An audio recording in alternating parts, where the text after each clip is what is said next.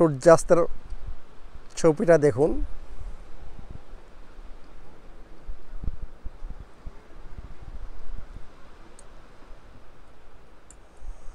এখানে আরও একজন ছবি উঠাচ্ছেন।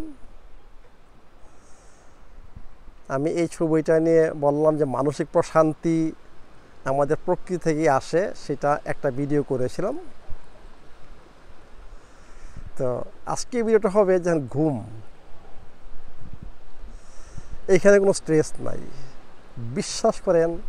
পাতায়া হচ্ছে একটা মানে সমুদ্রের কি বলবো সি বিচ, পাতায়া তো আছে, এইখানেও সি বিচ আছে। এটা একটা আইল্যান্ড, কিন্তু পাতায়া আইল্যান্ড না। কিন্তু দেখেন ওইখানে আমি প্রায়ই সমুদ্রে সি বিচে যাই, কিন্তু এরকম রিল্যাক্স যে এত স্ট্রেস আমি এইখানে ভিডিও করতেছি, আপনার সাথে যোগাযোগ করতেছি, কিন্তু পাতায়ও ভিডিও করি, পাতায়ও এসব করি, একই জিনিস।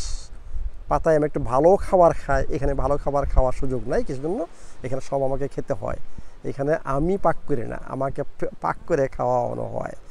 এই জন্য বলতেছি যে এখানে আমার ঘুমটা সুন্দর হচ্ছে, আমি এত রিল্যাক্স ফিল করতেছি, এটা রিয়েলি মানে এইটি ডিফারেন্স যে প্রকৃতি কীভাবে আপনাকে সুস্থ করে। এখানকার বাতাসটা মনে হয় যে শক্তি সবসময়, মানে কোনো দিন কোনো সময়ে মনে হয় শক্তির অভাব এখানে হয় না, অলওয়েজ শক্তি আসতেছে। তো এটি ডিফারেন্সটি আপনাদেরকে আজকে বলতেছি যে পরিবেশ যে পরিবর্তন করতে আমি বলি, এই জন্যই বলি যে মাঝে মাঝে একটু পরিবেশ পরিবর্তন করতে হবে।